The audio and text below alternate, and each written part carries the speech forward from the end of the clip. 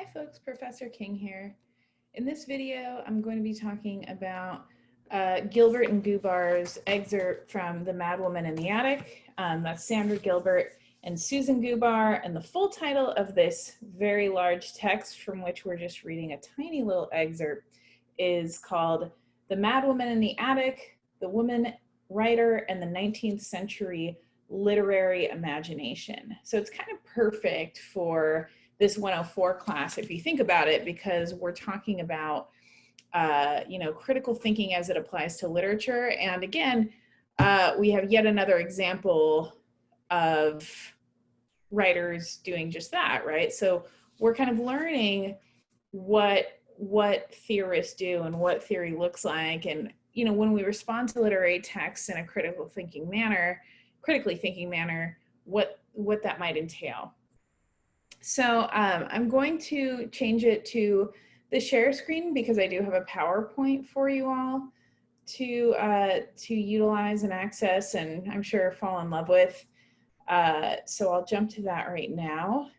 Again, always, if any questions arise, please make sure to contact me as soon as possible because I know some of this stuff is a little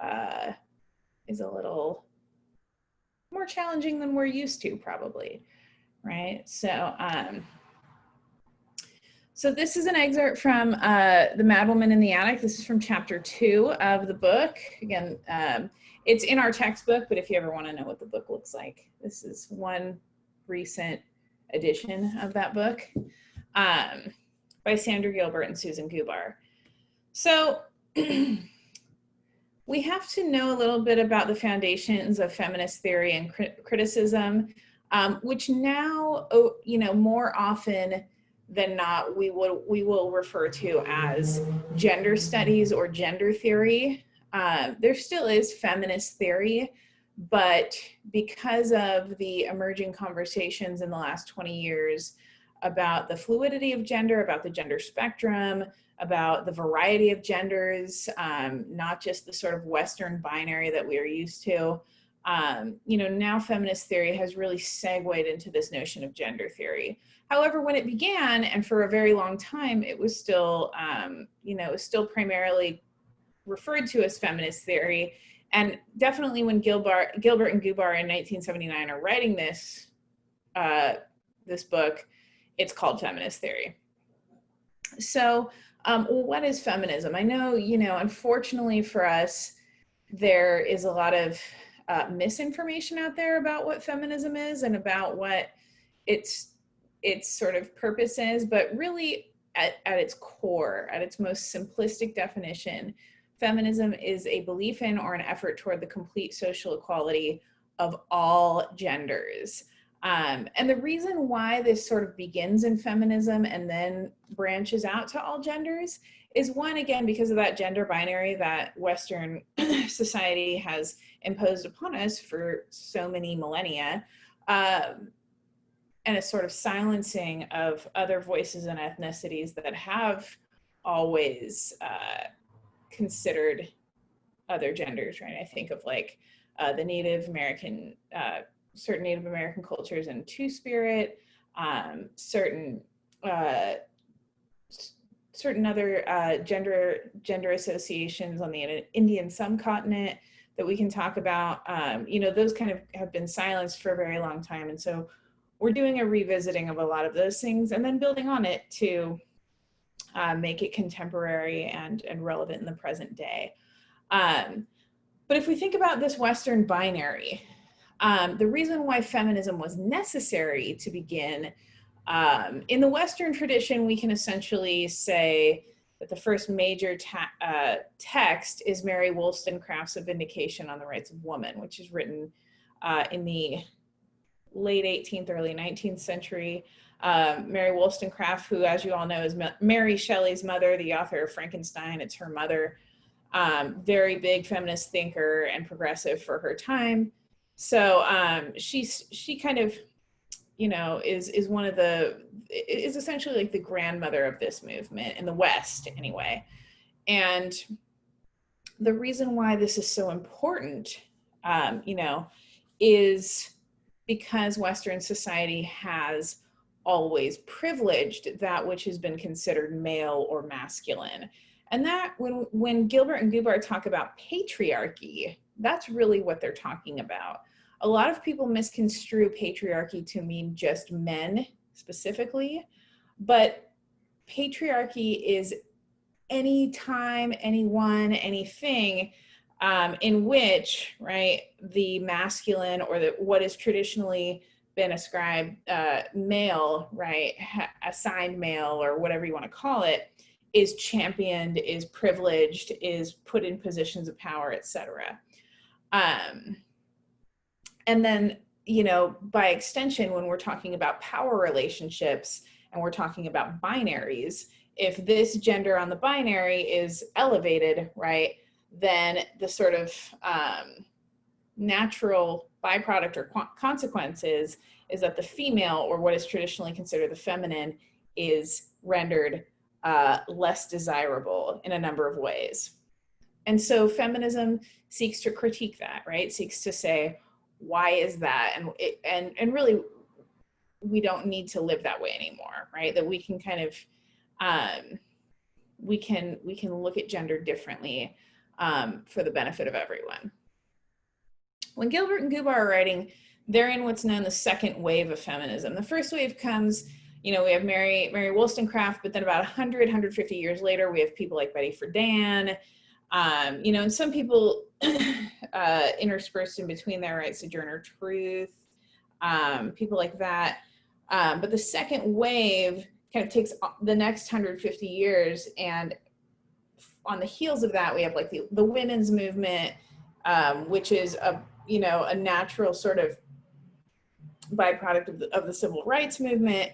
And that's when second wave feminism really hits its stride. And so with second wave feminism, and now we would say we are in like the fourth wave of feminism. I've heard post-feminism. Again, I've heard really the focus on gender as opposed to feminism. But, you know, if we look at the myriad ways that women's voices, women's rights are being suppressed and silenced in our culture, we see that it's still necessary. It's not, you know, it's not totally an equal playing field, let's say, for anyone, except, well, a select few, except for. So second wave feminism deals with exposing the mechanisms of patriarchy. And what second wave feminists did is a lot of them appropriated psychoanalysis, but used a feminist lens. So if you remember my video on Freud and our discussion of Freud and the uncanny, one of the things I mentioned was that, you know, Freud was a product of his time. So he was, you know, not just a classist and a racist, but, you know, a sexist too.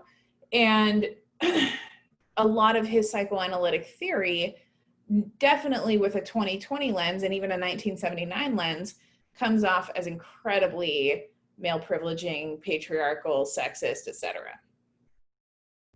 So we take that as feminist, second wave feminist theorists, and we say, okay, I'm actually going to take what you're doing and I'm going to make it work for me, right?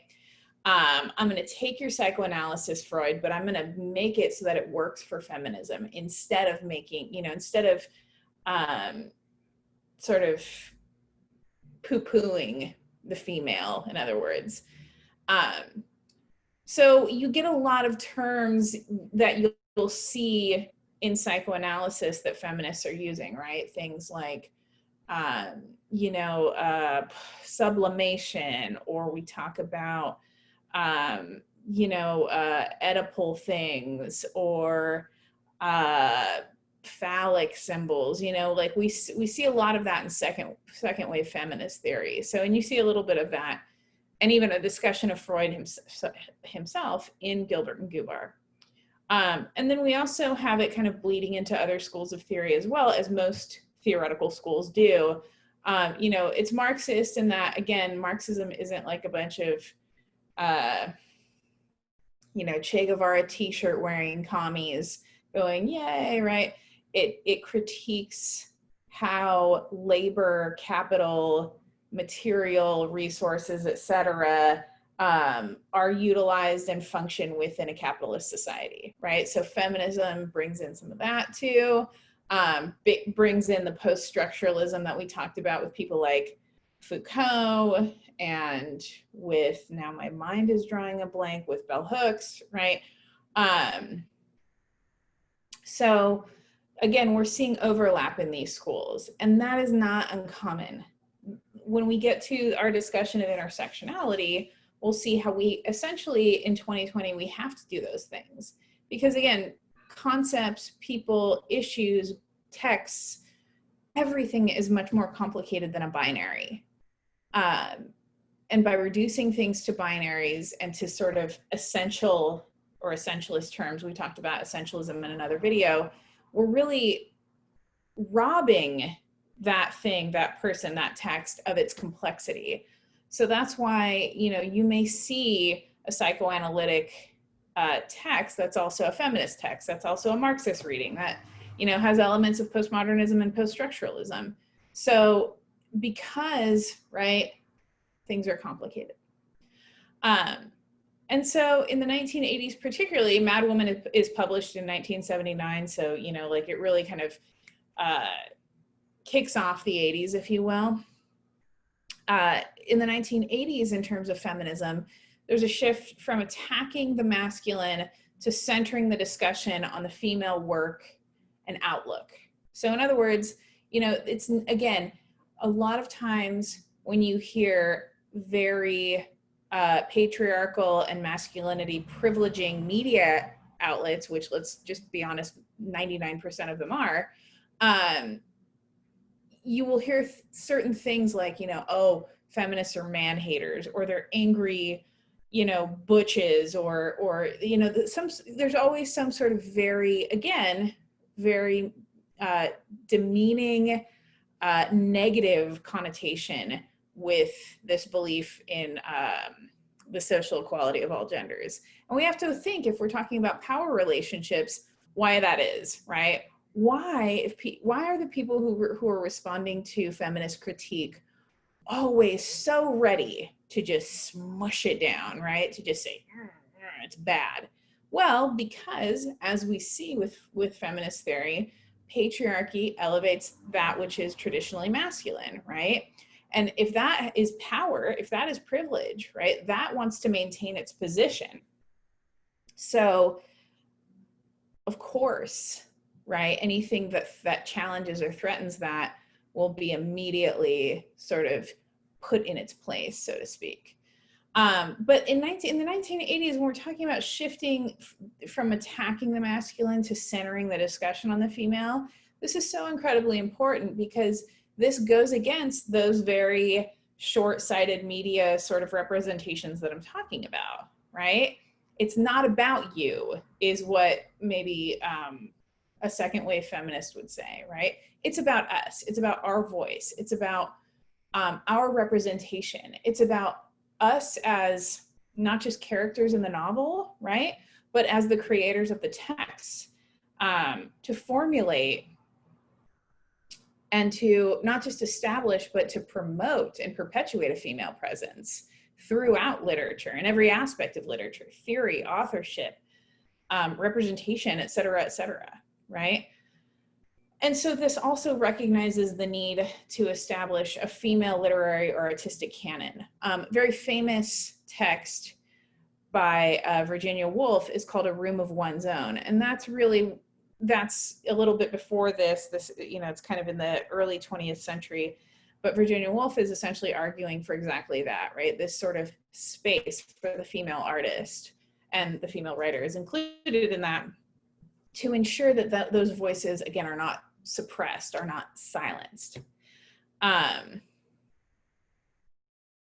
so I like the little quote, another famous French feminist theorist, again, of kind of earlier, a little more mid-20th century, Simone de Beauvoir says, if the writer is a woman, feminist or not, it will give the language something that it would not have if it had been used by a man. So Beauvoir is even saying, you know, it doesn't even matter if the woman doesn't call herself a feminist, right?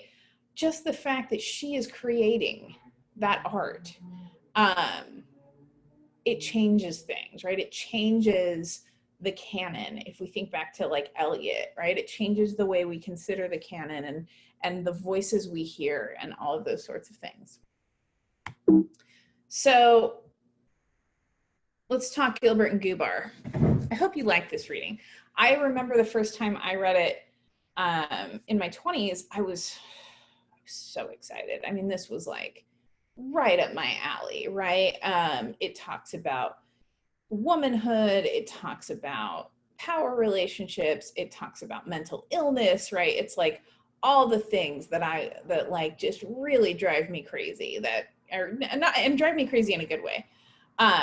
So with Gilbert and Gubar, right, we're talking about an interrogation of the patriarchal, again, that which privileges things that are considered masculine, traditionally masculine or male in Western culture. It interrogates or challenges or questions or critiques that and the masculinist nature of the literary canon, with particular focus on 19th century literature. So Gilbert and Gubar are Victorianists. They're really concerned with particularly British literature from the mid to late 1800s to the early 1900s. Some people, even though America and England at that time are going through very different things, sort of culturally, historically, socially, etc., some people will lump in some American and Canadian texts into Victorian literature and just sort of their reading of Victorian literature, since America originally, well, not originally, right? Originally it was indigenous land, but America, you know, during colonization was an English colony, right? So you'll see this discussion of Victorian literature. Most of it will be English, British in nature, but sometimes you'll see American literature thrown in there. And I definitely think that looking at something like Charlotte Pricken's Gilman's The Yellow Wallpaper is worthwhile in terms of this discussion. But their focus is on Victorian literature, which again, like I said, England, late 19th, very early 20th century. And it involves feminist psychoanalysis. I talked about that in the last slide, so I won't belabor the point here. One of the essentially like the premises into the beginning of their argument that they talk about is this anxiety of authorship. And what they're responding to, again, if we think about it in terms of like that book, They Say, I Say, for those of you who use that in like your English 100 or earlier classes, that anxiety of authorship term is actually responding to another critic, a guy by the name of Harold Bloom, who talks about the anxiety of influence. So let me go to the anxiety of influence first, since it happened chronologically first. So Bloom talks about this anxiety of influence, right, which they mentioned in the text. And the best way to think about this is in terms of T.S. Eliot's tradition and the individual talent. What Bloom is saying, right, with this idea of the anxiety of influence is that male or patriarchal writers, but particularly male writers, have anxiety over the fact that they have to essentially conform to the canon. Or not even that they have to, that it's sort of ingrained in their brains, right? That nothing they are creating is necessarily unique in and of itself, because all of it is part of this canon and they learned what came before them, and so they're influenced by that, right? So they feel like they don't have control over their texts because they've been informed by everything that came before them. Okay, it's kind of like even if we talk about Nietzsche, right? And like how Nietzsche says, like, you know, what we think is real is actually a metaphor of a metaphor of a metaphor of a metaphor going back, you know, ad infinitum. So Gilbert and Gubar then, again, because this is what theorists do, they respond to one another and they respond to texts, they go to Bloom, and Bloom's a heavy hitter. I mean, Bloom is one of the, you know, historically one of the leading Shakespeare scholars of the mid to late 20th century. You know, I think Yaley, he was influenced so many theorists that are still alive today, namely Camille Paglia being one. You know, this guy has he has no small drop in the bucket of theoretical influence. And so Gilbert and Gubar are taking him on and saying, you know, that anxiety of influence works when we're talking about men, but when we're talking about women who, like if you look at this little image here, right, who are just kind of emerging and there is no canon for them. Or at least there aren't a whole lot of female writers that came before them, or if there were, they got silenced and again, suppressed. They then don't experience an anxiety of influence because it doesn't apply to them. They experience an anxiety of authorship. And they call this anxiety of authorship a radical fear that the woman writer or artist cannot create, that because she can never become a precursor, right? In other words, women historically, again, silenced, not represented, underrepresented, etc., then the act of writing will isolate or destroy her. So in other words, think about it this way. If this is, and we're talking in the binary because we're talking about late 1970s second wave feminist theory, right?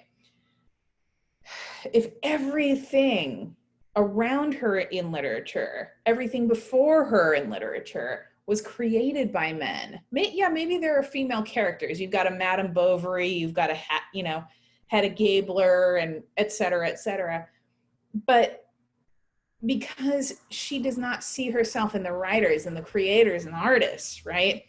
Then when she starts to try, given that all she's got before her is men, it's going to definitely isolate, right? This image alone gives us a very nice visual representation of that isolation. But more so than isolation, it's going to destroy her. And for the people who identify as male watching this video, this may not make as much sense to you, but if you do not identify as male, if you identify as anything other than male, you understand that notion of feeling like you will be destroyed, right? If you try to either, right, enter the realms that men have dominated historically, or create your own path, which, by the way, Gilbert and Gubar are kind of more advocating for the other one, right? Because what happens when non-men do that? Maybe take a moment and think about that, right? Like, think about what happens when non-men, but particularly women, try to enter professional spaces, cultural spaces, public spaces, artistic spaces that have been overwhelmingly and historically dominated by men. What happens to them? And if you don't know what it's like to exist as a woman or exist as anything other than a man, I should say, ask somebody. You know, read some accounts, because that's like me saying, you know, oh, well, for Black people, it's like X, Y, and Z. I will never say that because I don't know, I don't live that in that space, right? I don't live that reality. So it would be inappropriate for me to say what it's like to live as a Black person, because I literally never have, you know, and you know, so think of it in terms of kind of that parallel, right? To speak for a group of which you have no firsthand knowledge, you don't want to do that, right? Especially when we're talking about critical thought. So ask. All right, so let's keep going with Gilbert and Gubar. They present these concepts of the angel in the house and the monster woman. And this is where I get all excited and tickled on the inside. Yes, we're talking in a binary again, right? This time it's not a gender binary, it's a binary of how women are seen. But think about how much of society does that, right? Everything is sort of cut into these very fallacious either or ways of thinking, right? woman or man, we see that the fallacy in that. Black or white, we see the fallacy in that, right? We've got Latinx, we've got biracial, we've got people of Asian descent, we've got all kinds of stuff, right? But that's how our simplifying pattern making brains want to see the world often. And so what Gilbert and Gubar argue or theorize is that, you know, the representation of women, not just in literature, but in society, are kind of seen as the angel in the house or the monster woman. And the angel of the house is the passive one, the one who allows things to happen to her, right? Who kind of, you know, gets, you know, goes with the flow, or does not sort of assert herself or her autonomy in any way, right? And that's the one that's preferred in Western society, but is still afflicted. Because again, we're talking about affliction. We're talking about illness, and more specifically mental illness. The angel is afflicted, but this affliction, right, to Gilbert and Gubar, is not necessarily inherent, meaning she's not necessarily born with it, but it's pressed upon her constantly by society, right? You know, like if society tells you that you have to be thin or that your body has to look a certain way, then you engage in types of disordered eating that make you less healthy, which make you susceptible to sickness. If society is constantly sending you mixed messages about how you have to act and how you have to look and how much power you're allowed to have and how much voice you're allowed to have and when you're allowed to go out in public and with whom you're allowed to go out in public and when you're allowed to be sexually assaulted by someone and when you're not, and when you're allowed to be dominated by someone and when you're not, and, you know, on and on and on and on and on and on and on and on and on, these things that women are bombarded with every single day, and non-men are bombarded with every single day, you know, that makes people ill. You know, that's Gilbert and Gubar's essentially one of their arguments, right? But unfortunately, the only alternative to this is to become the monster woman. So even if you do stand up for yourself and you express your autonomy, your sexual autonomy, your political autonomy, your literal vocal autonomy as a woman, you are hated, you're feared, you experience disdain, right? Because a free woman is a terrifying thing to Western society. She's a monster, right? And we see that so often in literature, right? There's this really funny meme I just saw about like Cruella de Vil and how Cruella de Vil doesn't want kids, and you know, like how her not wanting to have children to engage in this like very feminine, right, sort of thing is part of her villainy, right? And so a woman who chooses not to have children, right, is kind of another way that we see this monster woman. Or someone like, you know, AOC, Alexandria Ocasio-Cortez, who when she stands up to you know, straight white cis hetero men in power and government, you know, Fox News will spend like literal weeks and weeks just critiquing, ripping her to shreds, right?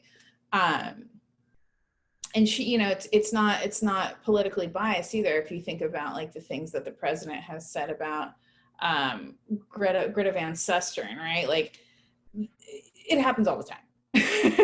I feel like, you know, there are people who just will never listen to the reality that is out there for women. So I guess I'll just take a time out. But if you think about the angel and the demon woman, this image here on the left, this is an incredibly, not only famous, but influential image by an artist named Barbara Kruger. And Barbara Kruger is actually around at about the time that Gilbert and Gubar are. And so very second wave feminist kind of artist.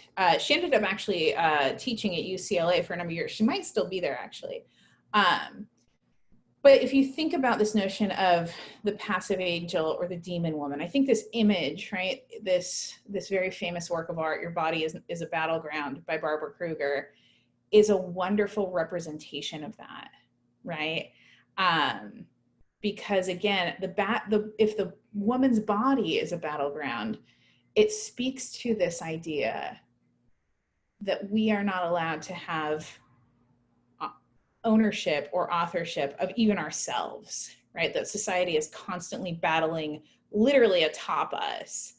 And I think just to kind of go off on, on a tangent really quickly, the really interesting thing about this image is, the text now is familiar to everyone, right? Everyone under the age of 30 is very familiar with this text. There's even like an Instagram text of this now. And everyone thought it came from Supreme, right? That sort of, again, very male-centric skater brand Supreme that now is creating shirts of like, women in highly sexualized sort of positions, right? Supreme ripped off Barbara Kruger's text. They took literally this font, right? This text with the white kind of slanted text in the background. Supreme stole that from Barbara Kruger. And she was never sort of given any sort of attribution or payment, even though her art predates the Supreme logo by decades. Everyone knows that these guys stole her art in order to kind of build their brand, right? And so the very painful irony of these discussions of recentering women, of making women the focus, right? Even when we do everything we can to do that, our patriarchal society still eventually brings it back to men, right? So, just a little story to make everyone feel wonderful. So we're still talking about the passive angel and the monster woman, but we're talking about other things too. So another thing that Gilbert and Gubar talk about is this notion of revision. And in the second edition textbook, this guy, second edition, I know you guys, most of you have the third edition, but these paginations are according to the second edition. And this notion of revision covers kind of a radical reclamation of identity in which the female writer defines herself as author by redefining the terms of her socialization. In other words, it ain't a man's world anymore, right? Like women will create spaces of our own, subcultures of our own, a canon of our own, writing of our own, in which we are at the forefront. We are the creators, we are the subject, we are the content. The world is seen finally from our point of view, by and large, right? Like not just, oh, there's an Emily Dickinson in this century and there's a Virginia Woolf in this century. Like, no, by and large, a whole rendering of female authorship. They also talk about a struggle or an act of survival against the traditionally masculinist and patriarchal reading of women. So again, just because you have a female character does not a feminist text make, right? There's this old joke among a lot of feminist writers and literary critics that, whenever a woman is written by a man, like the first thought she has is like, she felt her shaking bosoms against her tight shirt as her even tighter jeans showed off her succulent rump. It's always like this very, like the woman just doesn't have a brain. She's just like this walking, like, sex product if she's written by a man. So we're struggling against that. We're surviving against that, right? Like, again, I know I mentioned this in another video, but like this stupid chili pepper that used to be on Rate My Professor. Like, yeah, I went through, let's see, at least 4 years of my undergrad. It was actually 8. 4 years of my undergrad, 2 years of credential program, 2 years of grad school, and then another 6 years of work as a college professor, just so that someone could come along and make me a sex object all over again. Like, No, I'm an actual like breathing, existing person with, you know, feelings and a brain. So I would prefer not to have that patriarchal definition of me sort of imposed upon me. Um, anyway, I digress. In literary text and in life, we see the ways in which society aims to debilitate women and to make them ill, physically, mentally, or otherwise, not as a byproduct of patriarchy, but as one of its goals. I really want you to slow down right here and think about that one, particularly if you are not a man, but maybe even more so if you are. Society works to debilitate women, to take away our ability and our agency and our autonomy, to make us ill, right? There's an exercise I do in my English 100 classes, and I put a little, you know, bifurcated list on the board, just like I ask you to do. And I didn't think of this, by the way. I stole this from a guy named Jackson Katz. And I ask my students, ask my male students first, list all the ways in which you actively think about preventing yourself from being sexually assaulted when you go out in public every day. And when I ask that to the males in the class, guess what their response is? Every single time without fail. Nothing, right? They kind of giggle, or maybe someone comes up with like one thought, because they're being game, right? Like they're playing the game with me, right? And then I turn to my non-male students, and I ask them the same question. What do you do on a daily basis to prevent yourself from being sexually assaulted when you go out in public, or even when you stay at home, right? And the list just goes on and on and on. And I usually have to make another, you know, I have to go over on the board and beyond that. And to me, that is such a real living symbol of this idea, right? That women are not even allowed out in public without a constant bombardment and barrage of things to make us feel scared and anxious and ill and nauseous and hyper vigilant, which also causes us stress, which makes us sick in a number of different ways and adds to, you know, our anxious or depressed mental state, right? And on and on and on. So it's not a byproduct of patriarchy, it's one of its goals, according to Gilbert and Gubar, that this happens. And they talk about examples from Dickinson, the Brontes, Austen, Browning, Margaret Atwood. If any of you watch this series, The Handmaid's Tale, that's based on Margaret Atwood's book of the same name, Anne Sexton, and Charlotte Perkins Gilman, right? So that's why we're here. And just as a reference, right, if you look at this image right here, this little divan, this little couch, and this woman lying on it, this was called a Victorian fainting couch. So what these couches were created for, specifically sold as a product created for this very purpose, it was for women who fainted in public and at home. And you ask, why were women fainting all over the place? Well, a couple of reasons. One, again, the constant bombardment, right, of overwhelming sort of stimuli to make women feel ill, but also bodices, right? What are now called waist shapers, right? Thank you, Kardashians, for that. You know, those very tight whalebone bodices that sucked women's body parts in, and as Gilbert and Gubar pointed out, like basically made it very, very difficult for them to breathe. Maybe they don't point it out, maybe someone else I read did, but you know, so women would literally faint all the time because of the clothes that were made fashionable for them to wear. And so this is another really important thing we have to think of when we talk about patriarchy, is it's not men. Everyone engages in this. Like I just said, the Kardashians are women who sell these products to other women. So this notion of patriarchy is in everyone's mind, right? And this is just one way that it manifests itself in the material world. Yes, in the Victorian era, but we still see those bodices, those waist trainers, all those sorts of things today. And yes, they're made to make women appear aesthetically pleasing, but what's packed into that aesthetic pleasure?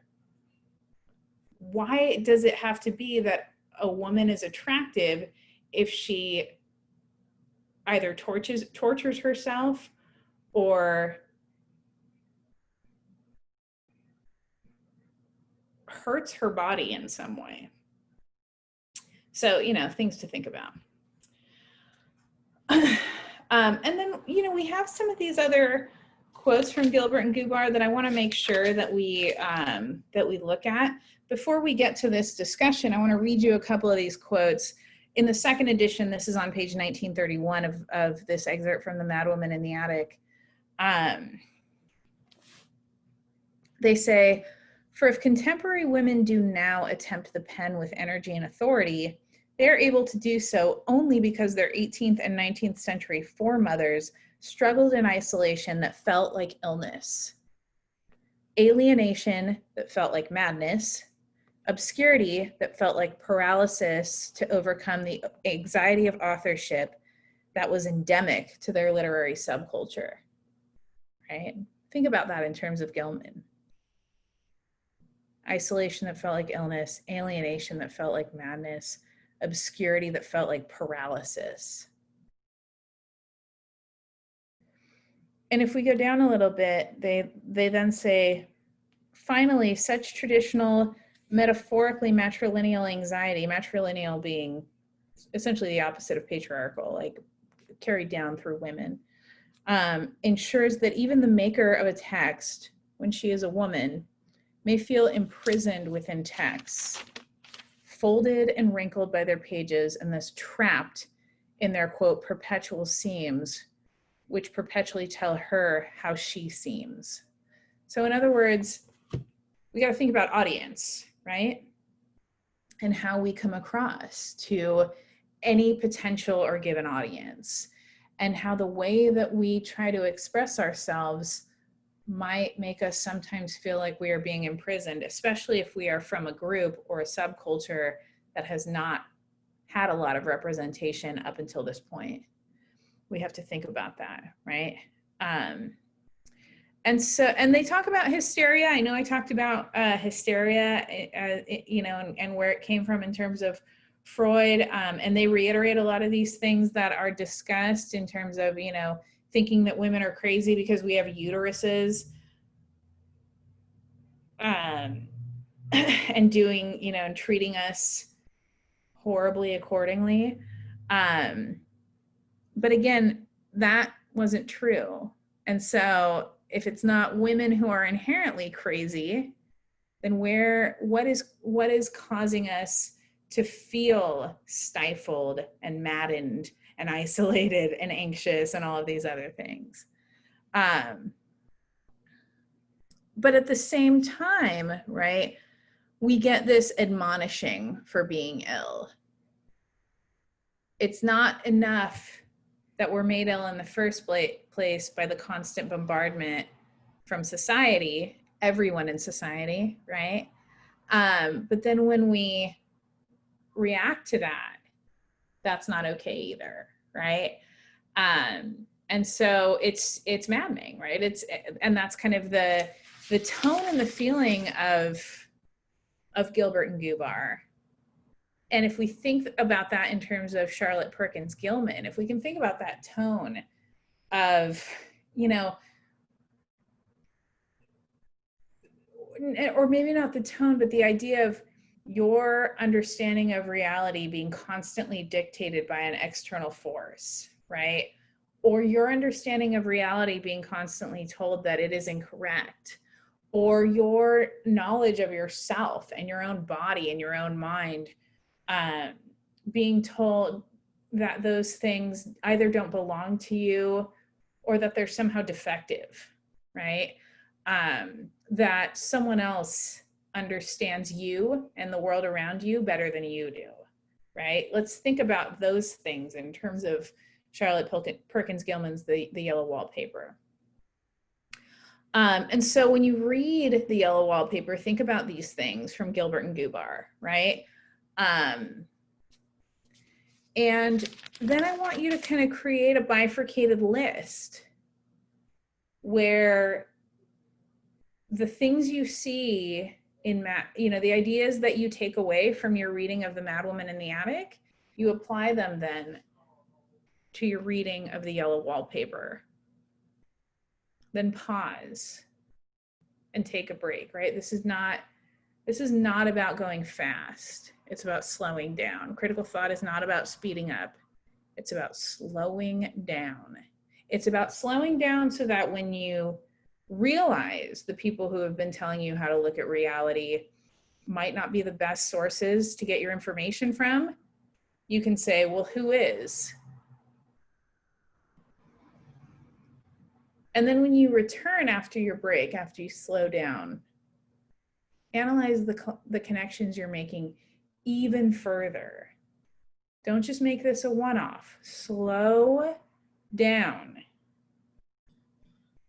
I know it's perhaps gotten a little bit easier for us to do, in quarantine, to slow down and think about things, but please give yourself that space. And then consider this guiding question. How do you read the story and the narrator differently after having studied this excerpt from Gilbert and Gubar from The Madwoman in the Attic? I know I used to teach high school. It was real fun. And I actually taught The Madwoman in the Attic when I taught high school. And I know that a lot of high school students read it, in their junior year when they're doing American Lit, or maybe earlier, maybe later, whatever. And I know that when we studied it, we maybe studied it in a certain way, and we kind of read it for its shock effect or for its like, whoa, what is this, right? But now, when we're talking about critical thinking and we're talking about the tradition of theory and we're talking about all these other things, we have to think about looking at texts in a new way, in a different way, in a fresh way, right? So for those of you who did read it in high school and go, I don't have to read it again, you are wrong, right? Like clearly you have to read it again to get those details, to get those finer points that you can apply these ideas to. So think about that, and then the discussion board will be up and we can all have a wonderful time. I can't wait to read them. So that's it. I'll take it off share screen now. As I always say at the beginning and end of my videos, if you have questions or comments or concerns, please contact me as soon as humanly possible. Excuse me. I hope you're all doing well, and I hope to hear from you all very soon. Have a wonderful day and or night. Bye-bye.